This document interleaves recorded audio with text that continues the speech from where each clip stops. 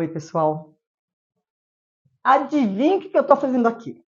Hoje não é quinta-feira, ou forever, né? Porque as nossas cenas estão gravadas, é um legado que eu deixo de 400 programas de sintonia, todos com boas notícias. E se pode, eventualmente, falar alguma coisa que não é tão bom, vem em seguida a solução da problemática. E hoje, talvez seja uma coisa recorrente com muitas pessoas, e talvez muitas delas não saibam como lidar. Nem só aquele que está vivenciando isso, como ao redor. E vocês sabem, né, que as nossas atitudes, elas têm que importar, além de para nós mesmos, também como elas impactam quem convive com a gente e o mundo em geral. Nós vamos falar hoje do narcisismo patológico. Você sabe o que é isso? Eu vou chamar alguém aqui que entende, né? Vem aqui, Rosângela. Rosângela Batista, tô conhecendo agora, tá?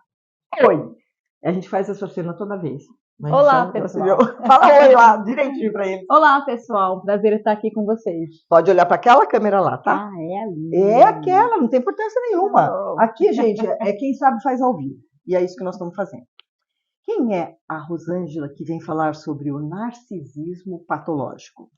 Ela é uma neuropsicóloga, cofundadora da clínica Mundo Neuropsi. Neuropsi. Já tem 2 clínicas. Isso, são 2 unidades de clínica. Quer dizer que está dando certo. Sim, com toda certeza. Então, ela é especialista em TDAH, Isso. neuropsicologia, TCC e neurociência do comportamento. Parece que ela tem 80 anos para ter feito tudo isso, né? Atua desde 2017 no cuidado da saúde mental. Ela é referência nesse tema que a gente vai falar de TDAH, unindo vivência pessoal e expertise profissional. Trabalha com transtornos como ansiedade, está contratada, hein? Porque eu sou super ansiosa. Depressão, bipolaridade, sempre com aquela paixão por entender e cuidar da mente humana. Bonito texto, hein? Obrigada. Eu sempre peço, né, para os meus entrevistados mandarem uma mini bio. E você falou bonito. Obrigada, garota. Obrigada. Falo garota porque podia ser minha filha. Vamos começar por aí. Vamos. O que é narcisismo patológico? Rosângela. Vamos lá. Bom, pessoal, muito se fala sobre narcisismo, né? Mas as pessoas às vezes criam mitos, né, referente ao transtorno. É um transtorno de personalidade, tá? Um transtorno no qual a pessoa tem uma grandeza, uma sensação de que tudo ela pode, está tudo dentro do alcance dela, ela não vai ser diminuída, ela tem uma necessidade de validação muito significativa e uma validação do mundo externo, tá? Então, o narcisismo é uma pessoa que está sempre voltada para ela, querendo que as outras pessoas a validem e que tragam essa validação para que ela se sinta preenchida, maior, né? Se sinta validada mesmo, sabe? E aí, como nós temos 2 tipos de narcisismo, né? Então, mais ou menos isso de uma forma. O grandioso, né? Que é o narcisista que precisa de aplausos o tempo inteiro e ele garante para ele mesmo que ele aquilo faz parte da vida dele. Ele é merecedor. Não vive isso, Rosângela? Não. Ele tem que ter isso sempre para ele se sentir bem? Ele é merecedor disso. Tá. Ninguém pode dizer que não, tá? E nós temos o narcisista que ele é mais vulnerável, que é aquele que ele precisa desse aplauso, mas ele não tem tanta grandiosidade como o narcisista que se acha o que as pessoas chamam aquele narciso que é apaixonado pela própria imagem, ele acredita que a imagem dele é tudo aquilo mesmo que tem dentro da cabeça dele. Então, aí que você está falando isso, eu fiquei pensando assim, o que para mim era o narcisismo? É aquela pessoa que fica na frente do espelho, no elevador ele já entra e fica se olhando para ver se ele está bem, não é isso? Não, faz parte. Também é isso. Ele está sempre voltado para ele, então ele está sempre se achando lindo, mais importante, ele tem sempre essa visão de que ele é a única pessoa importante de todo o ambiente ao qual ele está, né? Que ele merece aquilo. Entendi. Então é lógico que entre ele oferecer o espelho para você se ver, ele vai querer ele mesmo se ver para que ele possa se sentir grandioso. E como é que uma pessoa se torna narcisista? Bem, nem sei se está aqui, né? O narcisista, né, é um transtorno de personalidade, tá, gente? E como todo transtorno de personalidade, você pode ter uma genética, uma predisposição genética, mas é o ambiente que vai ser pré-determinante para que você desenvolva o transtorno ou não, tá? Então, na infância, tá? É sempre durante a infância. Então, na primeira infância, na primeira, 08, sim, porque 07. assim, isso, porque o que acontece? A personalidade, ela vai se construindo, né, no decorrer da sua vida, até os 15 anos ela está completa, formada. Então, o transtorno de personalidade narcisista, você começa a ter um ambiente validando isso na sua infância, ou por um excesso de validação. Sabe aquela mãe que você é lindo, você é perfeito, você é o mais bonito da classe, você é o mais inteligente, você é aquele que sabe tudo, e que deixa aquela criança viver só coisas boas, sem trabalhar a vulnerabilidade dele, a frustração. Frustração, eu tenho percebido que, ultimamente, é uma das coisas mais importantes, né? Sim. A frustração, porque a criança que não passa pela frustração, ela vai querer que tudo na vida dela seja sempre o melhor, né? Você pode continuar falando que eu tô aqui. Exatamente. Exatamente isso. Então, a responsabilidade, parte dela é dos pais. Geralmente o ambiente, né? E, é claro, os pais. Né? Sim. Então, essa criança, ela foi muito validada e ela não sabe lidar com a invalidação. Se ela passou a vida toda sendo validada, ela não teve contato com a invalidação, ela não sabe o que é ser frustrada, ela não sabe o que é ser o último da fila, ela não sabe o que é ser deixado de lado, ela acredita que o mundo é obrigado a dar isso para ela. Tá? Gira em torno dela. Gira em torno dela. Então, tem esses pais que super protegeram e foram, né, muito presentes nesse sentido. Por outro lado, tá, o narcisista, e o que é mais comum, tá, são aqueles que sofreram negligência. Aqueles que sofreram algum tipo de negligência onde ele não foi validado, aonde ele não teve nenhum tipo de aprovação, acolhimento, ele ficou muito deixado de lado, ou sofreu algum trauma, onde ele não era visto pelos pais. E essa negligência fez com que ele criasse um alto ego, um ego muito grande para dar conta dessa ausência, porque ninguém consegue viver, né, de uma criança sem esse recurso para lidar com o mundo. Eu não sou visto, não sou validado, eu não existo. Então, é tanto sofrimento que o cérebro, ele cria, né, defesas. E qual que é a defesa? A defesa é ele criar um personagem dele mesmo, dizendo que ele é maravilhoso. Ele é o bom. Que ele é o bom, que ele é o melhor e que tudo aquilo que falam dele não existe. E aí tem, né, essa questão de ele sempre se colocar em primeiro lugar, sempre se colocar como mais importante e viver essa arrogância, essa grandiosidade, para dar conta da grande realidade dele. Que é aquele vazio que ele deve sentir. Porque assim, ele né, ele sabe que ele não foi validado, então ele se vê como aquém, sempre abaixo. Para ele lidar com isso, ele cria essa fantasia de ser o melhor. Vamos ver se eu aprendi a lição de casa. Então, se houver o excesso de você é bonitinho, você é o melhor, the best, pode gerar o narcisismo patológico. Se houver a negligência, não der a mínima para o filho também, de onde se conclui que há de haver congruência na criação, bom senso. Nem tanto o mar, nem tanto a terra. Equalizar, quer dizer, dar limites, chamar atenção quando tem que chamar, passar sim por frustrações. Meus amiguinhos estão fazendo tal coisa. Você não vai, porque você não tirou boa nota. Não sei se é assim mesmo. Sim, exatamente. Já faz tanto tempo que eu criei filho, gente. Minhas netas têm 15 anos. É isso. É sobre isso. É saber o equilíbrio. Né? É o equilíbrio que vai gerar um adulto sem esse tipo de patologia. Sim, é uma educação democrática, né? Onde essa criança ela pode ser ouvida, esse adolescente pode ser ouvido, mas ele tem que entender que ele vai ser ouvido, mas não vai ser feito tudo aquilo que ele gostaria que fosse feito. Tá? Então, vai ser ouvido, os pais podem intervir, né? E até porque ele não tem maturidade suficiente para saber o que ele quer, o que é bom para ele e o que não é. Né? Então, quando a educação, quando o ambiente não é favorável, criamos pessoas com transtorno de personalidade. Uau! Eu sinto, Vou falar isso porque é uma coisa que tem me tocado o coração. A humanidade está adoecendo. Você concorda? Super. E não adianta punir a criança.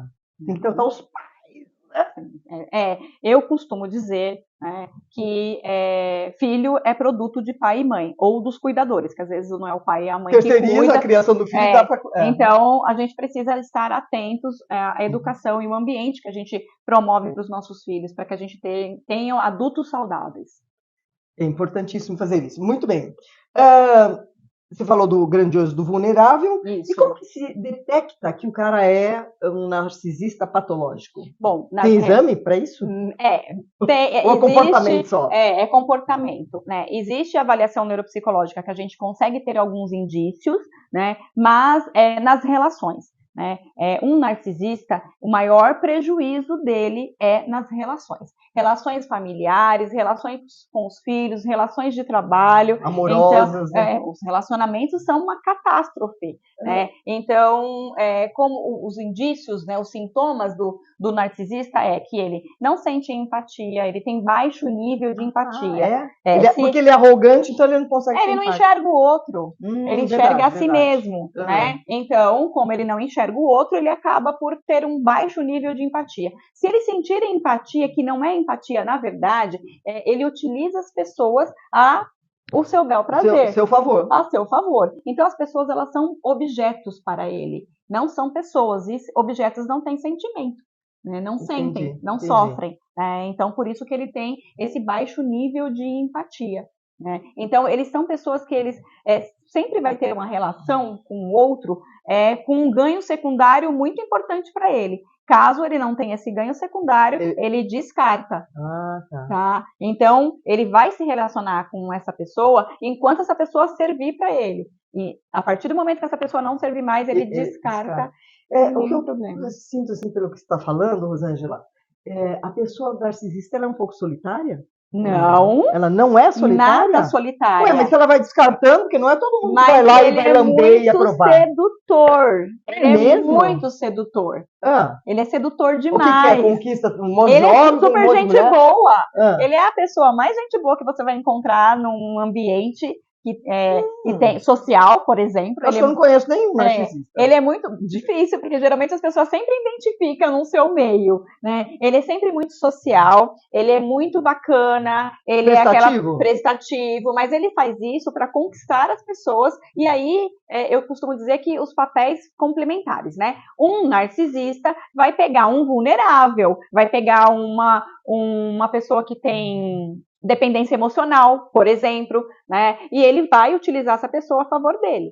Tá? Então, assim, existe o narcisista, ele tem um love boom, que ele é aquele momento que ele te conquista, e ele leva você para ele. Depois que ele levou você para ele, que você está do lado dele, aí ele começa a te manipular. Aí ele começa a utilizar você para as coisas que ele necessita, para alimentar esse ego dele, porque ele vive se alimentando da validação de terceiro.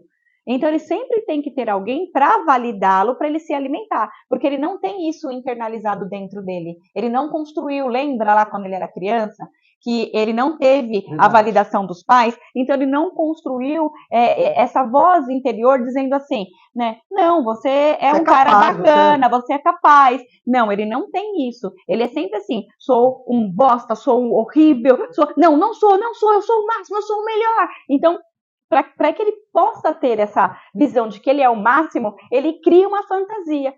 E para ele criar e validar essa fantasia, ele precisa de um terceiro para fazer isso. Por isso que ele seduz as pessoas. Porque ele sozinho, ele não consegue. Ele não consegue. A própria aprovação esse é o grandioso, tá? O vulnerável, ele se faz de vítima e ele cobra o outro para que o outro valide ele o tempo todo. Então, culpa sua. Como assim você não viu que eu estava precisando de ajuda? Como assim você não estava do meu lado? Você não me deu razão? Você não me deu razão? Que parceira que é você? Então, o vulnerável faz dessa forma. O grandioso, ele manipula, ele distorce. De vez em quando pode ligar aquele botãozinho vermelho, né, do foda-se, né? E descartar. Pelo que você está falando, conviver com um narcisista requer, assim, um trato, paciência. Porque se ele é assim, dentro de casa, vai gerar um tipo de comportamento com irmãos, com os pais. Sim. Com namorada e namorado, então, deve ser geralmente a gente diz para, se puder, né, se afaste. De um narcisista? Sim. E se são dois? Se um casal, os dois são narcisistas? Impossível. Implode? Impossível. Um narcisista não se relaciona com outro narcisista. Ele vai logo identificar e vai dar choque. Porque eles não vão. Como que eles vão se utilizar? Sempre, como eu disse, sempre tem que ter o papel complementar. Tá? Um narcisista, ele encontra a sua vítima. A vítima é sempre um vulnerável. Uma pessoa que esteja em dependência emocional, ou um borderline que precisa dessa atenção. Então, ele nunca vai encontrar um narcisista e ele vai se dar bem, porque um já conhece as artimanhas do outro. Esse narcisista, ele também vai numa roda de conversa, alguém conta alguma coisa, e antes que a pessoa termine de contar o fato, ele já fala, não, mas eu também. Ele é assim. Bom, você sabe que então eu acho que eu conheço narcisista. Geralmente. Me identificando. Geralmente sim. Ele sempre tem uma história melhor ou maior para contar. Ele interrompe o outro para contar a sua própria história. Ele precisa parecer mais que as outras pessoas, né? Então eu acho que eu já estou conseguindo identificar. Não vou nem me atrever a dizer que eu morei com um, mas tudo bem. Geralmente porque aqui não é para entregar ninguém, né, gente? Bom, como lidar com essas pessoas narcisistas? Porque aqui a gente traz a questão, não é problema, tá, Rosângela? Problemas nós não temos, a gente tem desafios. Sim, sempre. Eu tive um monte de desafio na minha vida, eu nunca tive nenhum problema. Como é que a pessoa que tem que conviver no trabalho, ou em casa, ou tem um namorado, como é que lida com isso? Então, olha, na família, tá, a gente sempre indica, né, para tentar, né, convencer o narcisista a buscar ajuda psicológica, tratamento psicológico. Não é fácil, tá? Porque eles não precisam. Né? Eles não precisam, eles são suficientes. Terapia? A gente sempre indica, né, quando identificar que você está sofrendo esse abuso por um narcisista, se afastar o máximo que você puder, tá? Quando não tem possibilidade de se afastar, não se envolver muito nas artimanhas dele. Então, já ficar alerta, atenta. Eu sei que ele vai me manipular, então eu vou me afastar o máximo que eu puder, tá? Em relacionamentos amorosos, é tela cinza, tá? Terminar o relacionamento e não existir. Tela cinza? É não existir. Ai, olha, tô aprendendo com ela, hein? É não existir, porque ele vai ser um relacionamento tóxico, infelizmente, é um relacionamento tóxico. Prevalece a vontade dele, ele não a outra pessoa deixa de existir. Ela só existe para validar. Em função do outro. Sim, em função do outro. Tá? No trabalho, também, tá? Ter aquela relação de trabalho, ficar atento às artimanhas que ele faz para utilizar você para conseguir os ganhos dele. Então, provavelmente no trabalho ele vai ser aquele que coloca todo mundo para trabalhar para ele, e na hora de receber os créditos, isso aqui rapidinho, né? E na hora dos créditos é ele que recebe. Ele vai ser tóxico com os colegas de trabalho que não vão aceitar esse tipo de manipulação. Então, assim, ter aquele relacionamento frio, distante, é aquilo e tchau. Não ter não vai fazer happy hour depois do narcisista. Não, se for, é uma coisa muito, né, não vai contar tua vida para ele, não vai se abrir, porque ele vai utilizar tudo isso a favor dele. Tá? Então, a gente costuma dizer que você precisa ficar com uma relação mais fria possível com ele, e se for um relacionamento amoroso, ele não costuma deixar suas vítimas tão fácil, tá? Então, é tela cinza, porque quando você não alimenta mais ele, não alimenta esse ego dele, ele vai buscar em outra pessoa, porque ele precisa disso para poder se manter. E ele, por exemplo, é uma pessoa que é resiliente, calma, ou torna-se agressivo? Torna-se agressivo quando você não faz o que ele deseja, geralmente, ele pode se tornar o grandioso, principalmente, pode se tornar muito agressivo. Sim. Olha, gente, vocês estão escutando bem o que nós estamos ouvindo aqui? Comece a perceber ao seu redor, se você trabalha, ou na sua família, ou no próprio relacionamento, que às vezes a gente não consegue sair de um relacionamento, não tem força interior, se você não está lidando com um narcisista. Sim. Não é, Rosângela? Exato, e acontece bastante. Para prestar atenção. Poxa vida, gostei disso aí. O problema pode ser tratado com terapia. Pode ser tratado qualquer tipo, ou tem uma específica? Geralmente a terapia cognitivo-comportamental, né, ela é a mais indicada para trabalhar com o narcisista, tá? O narcisista vulnerável, ele procura mais a terapia do que o grandioso, porque o grandioso ele não precisa, ele é grandioso, gente. Ele não vai querer fazer terapia, né? Para quê? Para quê? Ele já é autossuficiente. O vulnerável busca mais a terapia. O que nós fazemos é contenção. O transtorno de personalidade não tem cura, tá? Ele é para sempre, para a vida toda. Por isso que temos que cuidar das nossas crianças para que a gente não faça uma nova geração de narcisismo, de tantos transtornos como a gente está vendo hoje, né? Mas não tem cura, mas tem contenção. Tá? A gente começa a mostrar para essa pessoa os prejuízos que ela pode trazer para a vida dela, porque ele também tem prejuízo na própria vida, com todos esses comportamentos, não é tudo, eu sou o melhor, sou o maior, ele consegue tudo. Alguma coisa vai custar, né? A conta sempre vem, e aí o grandioso, ele só busca a terapia quando ele perde família, emprego, algo que é importante para ele, aí ele vai buscar ajuda, né, dizendo que ele não sabe o que acontece com a vida dele, que as pessoas abandonaram ele, mas ele é fantástico. E aí o psicólogo começa a mostrar para ele, né, os comportamentos que levaram ele a ter esse resultado e começa a fazer contenção desses comportamentos. Então, ótimo que você está mostrando uma saída, né? Existe Na uma sua saída. clínica Mundo Neuropsi, você recebe muita procura de narcisista que os pais ou o próprio adulto resolveu ir? Sim, geralmente eles não vêm sabendo que são narcisistas, tá? É muito difícil, tá? Não é de, vem tratar meu narcisismo, não. Não, é muito difícil, é quase que impossível. Eles vêm à procura de ajuda terapêutica, psicológica, para os desajustes que o transtorno traz para a vida, né? Porque o nome já diz, transtorno, né? Uhum. É um transtorno na vida. E aí, durante a terapia, a gente vai identificando que é um narcisista. Quando a gente tem dúvida, a gente pede para fazer avaliação neuropsicológica para ajudar. É um teste? Diagnóstico. Tem um teste específico? São vários testes e chama avaliação neuropsicológica. Acho que eu vou fazer esse teste aí. Bem bacana. Ver outras coisas também. Ver bastante coisa. Pronto, gente, já me contratei. Vamos ver assim, porque narcisista, eu imagino que eu não sou, porque eu sou empática, eu acolho. Mas eu tenho uma coisa que nós estávamos falando antes da entrevista, que é ansiedade, né? Uhum. E que você mesmo falou que você descobriu já mais adulta que você tem TDAH. Isso, exatamente. Maria, dá para falar, a gente não sei quanto nós temos tempo ainda, mas dá para você falar o que é exatamente TDAH? Sim. TDAH é um transtorno de déficit de atenção com hiperatividade. Temos 3 tipos: o hiperativo, o ansioso e o desatento. E é um transtorno que faz com que você tenha uma baixa função do seu lóbulo pré-frontal, né? O seu lóbulo pré-frontal, que é essa parte do cérebro aqui, ele tem uma baixa função. E aí você tem comportamentos dos quais você tem um desajuste nos seus comportamentos. O foco fica prejudicado, a organização fica prejudicada, você acaba tendo dificuldade de executar as suas tarefas e de se organizar no seu dia. São geralmente impulsivos, agitados, né, tomam decisões primeiro, depois vê o estrago que fez. Então, o TDAH, ele é um transtorno que ele causa prejuízos, né, e ele é desde a infância e também para a fase adulta. E quando adulto, o prejuízo, quando não tratado, pode vir com, a gente chama de comorbidade, o que é outros transtornos juntos, porque não cuidou do TDAH lá quando era criança.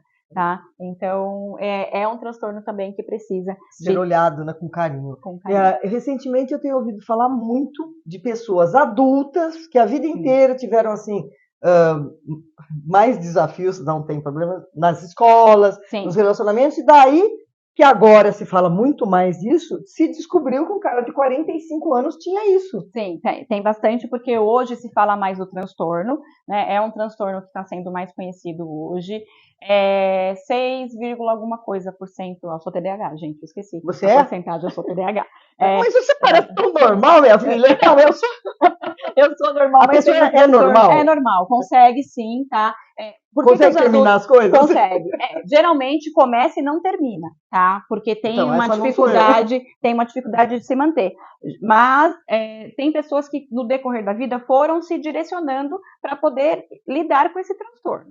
Tá? Antigamente, por que não se falava tanto? Por conta dos estudos e porque as pessoas não tinham tanta distração como nós temos hoje. E hoje eu acho que está gerando mais ainda, não está acentuando? Não existe um TDAH, ele é genético, né? É genético? É genético, hereditário, não genético. Não é ambiente? Tem TDAH, não. o ambiente, ele pode trazer uma ansiedade, um esquecimento através de ansiedade ou de agitação do dia a dia, mas aí não é TDAH, tá, Não, mas gente? peraí, então a pessoa nasce porque o pai, ou a mãe, ou o avô, ou o tataravô teve? Exatamente. Estudos estão trazendo outras questões que também podem gerar o TDAH, mas é um transtorno do neurodesenvolvimento. Você precisa ter um histórico, uma história pregressa lá atrás que já indica que você era TDAH desde criança. Tá? Aí a gente dá o diagnóstico. Agora, eu fiquei adulto e aí eu comecei a esquecer chave, esquecer... Não, aí não é TDAH. Pode ser uma ansiedade, pode ser agitação do dia a dia, pode ser estresse, pode ser depressão. Depressão também faz você esquecer as coisas. Verdade. Então, o TDAH é um transtorno do neurodesenvolvimento. Precisa ser desde a infância. E existe, assim como existe um teste para perceber se a pessoa é narcisista patológica, existe para o TDAH? Sim, a maior indicação. Pronto, gente, vou fazer os dois, porque... Em um só a gente consegue. Já consegue? Não, porque na realidade, a minha ansiedade, ela extrapola, tá? Ela é assim, eu sou agitadíssima, faço milhões de coisas, você deve ter visto, né? Sim. Escreve, dança, planta bananeira, faz tudo, né? Sim. Só que eu termino as coisas. Então, de repente, no decorrer da sua vida, você foi encontrando estratégias para que você pudesse entender que você precisa finalizar as coisas. Não, assim, tá? Todos os livros eu terminei, todos os CDs. Sim, porque aí existe um hiperfoco no TDAH também. Então, quando ele faz algo que ele gosta e que gera dopamina, porque o TDAH ele tem um déficit dopaminérgico no cérebro e de noradrenalina. Dopamina é o que te dá a motivação e a noradrenalina é o que leva as informações para o cérebro, né? Ele tem um déficit. E quando você faz algo que te gera dopamina, por exemplo, escrever um livro te dá prazer. Posso fazer uma coisa íntima? Falar uma coisa íntima? Dopamina, sim. Posso falar? Quando eu sento para escrever um livro, que eu faço download, né? Eu resolvo escrever um livro, eu sento lá, saio o capítulo inteiro, aí eu vou ler e falar, Jesus, de onde que eu tirei isso? Você sabe que a minha libido se desperta? É porque está gerando dopamina, ocitocina, porque te dá prazer. Assim, nossa senhora. Te dá prazer. Me dá prazer. Exatamente. Quando eu tô tocando uma música. E aí, quando dá prazer, tem o hiperfoco. Aí fica ali e nada mais no mundo existe. E só vai sair dali quando terminar. E isso eu tenho essa sensação também quando eu estou compondo uma música ou quando eu sento para tocar, para estudar. É a área criativa. Geralmente o TDAH, ele é muito criativo. Ixi, Maria, acho que já estou me encaixando aí. E aí a área criativa, né, vem aí e ajuda bastante. Gente, claro que já está no meu tempo, que eu tenho que terminar o programa, porque podia ficar aqui horas conversando com você, que é um assunto que assim, me encanta, tá? Que é conhecer melhor o ser humano. Sim, é muito bom. É muito bom. E quando você vai conhecer o ser humano, você teve que antes que se conheceram. Sim, já dizia Jesus e Sócrates, conhece-te a ti mesmo. Então, eu vou querer que você volte um dia, com todo prazer, falar de outras coisas, e você está contratadíssima para fazer um teste online, que eu quero saber, porque eu preciso justificar essa minha agitação. Sim, é importante, ajuda no autoconhecimento, avaliação neuropsicológica, né? Que ela traz o seu funcionamento emocional, o seu funcionamento cerebral e o seu funcionamento de comportamento. Né? Mente, né, tá ligado muito, a sua mente está muito, seu cérebro está muito ligado ao que você vive no teu ambiente, como você filtra e como você se comporta. E a avaliação, ela vai mostrar tudo isso aí pra gente, vai ajudar no diagnóstico. E fala pra gente, Rosângela, onde que é a sua clínica? A minha clínica fica na Parada Inglesa, na Zona Norte de São Paulo. Eu tenho 2 unidades de clínica, uma com tratamento para autismo, para o ABA, junto com a minha sócia, a doutora Patrícia Lorena, e a outra que é para os outros transtornos da saúde mental, TDAH, depressão, ansiedade, que trabalha com criança até os adultos, que é a parte que eu cuido, que eu tomo conta. Você sabe que eu tenho uma filosofia de vida, assim, que um dinheiro muito bem entregue é você ter uma colaboradora em casa, não precisa ser todo dia, mas alguém que vai limpar a sua casa, porque tudo bem, é importante a casa estar limpa, a fazeres domésticos, eu prefiro tocar piano. Eu não vou para a cozinha. Eu prefiro atender. Então, eu não vou para a cozinha, o tempo que você fica fazendo uma coisa. Não, não cozinho, não limpo casa. Na pandemia eu tive que ver quanto tempo que ficava um ovo para cozinhar, porque eu nunca tinha cozinhado um ovo com 60 e poucos anos. Então eu prefiro muito mais colaborar. Agora, o segundo investimento muito bom é terapia. Terapia. Qualquer terapia, terapia, porque todos os caminhos levam a Roma, né? Sim. Não é essa ou aquela, tem várias terapias. É Então, subjetivo, né? Você precisa procurar aquela que te faz sentido, Sim. com um profissional que você encaixe, porque muitas vezes o psicólogo, não é esse, procura outro. Mas terapia é investimento e muda a vida das pessoas. Muda a vida. Eu adoro. E agora eu tô apaixonado pelo Carl Jung. Ah, sim. Antes eu estava ouvindo o estoicismo, que me apaixonei, Pedro Calabres. O Karnal não ouço mais porque ele Pedro Calabres tem um livro bacana. O Karnal não crê em Deus, então não escuto mais ele. Sim. O Pedro jovem, né? Fiquei bastante com ele. Estoicando, estoicismo, Sim. que tem muito nos meus livros. E agora estou apaixonado pelo Carl. Se eu não fosse pianista, não tivesse tanta coisa para fazer, eu estudo psicologia. Jung é psicologia analítica, né? Então o pessoal gosta bastante e é bastante utilizada também. Gente, nós temos que terminar, né? Então o que eu vou falar para você? Missão, claro que você está na sua missão. Sim, com certeza. Não há dúvida. Sim.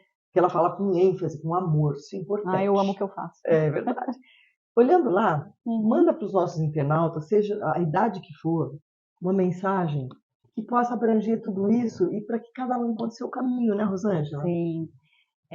A saúde mental, ela vai transformar a sua vida, vai fazer você ter uma visão melhor daquilo que você é em relação com o mundo. Nós somos feitos de energia. A energia que rege o mundo, a energia que rege você, ela vai ser sempre positiva quando você tiver autoconhecimento. Né? Então, cuidar da saúde mental é cuidar da vida. Uau! Gente, que linda entrevista, né? Adorei. Se você gostou, ajuda a gente. Clica aqui no sininho, inscreve-se e manda essa entrevista para aquela pessoa que você acha que é narcisista, que não é atenciosa, que tem TDAH. E vambora, né? Porque poder trazer boa notícia aqui para mim é missão. É missão. E ela já está no meu livro, tá? O livro Sintonia. Todos que estão vindo aqui, mesmo depois de um ano que eu lancei o livro, já está no livro. Se você quiser saber mais, ter acesso assim no papel, vem com a gente, livro de Sintonia. Eu sou a Beth Ripo, já deu para anotar. Vamos observar através do teste que eu vou fazer aqui com a doutora o que eu tenho nessa vida, né? Sim. Tem conserto aos 73 anos? Tem sempre. A vida está existindo, o cérebro está funcionando. Tudo é possível. Tudo é possível. Agradeço super a sua presença aqui. E até a próxima quinta, né? Nem sei o que vai ser, mas com certeza é um assunto que vai tocar o seu coração. Beijo. Obrigado, viu? Obrigada. Super obrigado. Imagina, eu que te agradeço. Obrigada aí pela sua ajuda. Nós estamos com uma assessora ali. Sim, com toda certeza. Eu trouxe a minha assessora. Legal. Beijo pra vocês, gente. Tchau, tchau.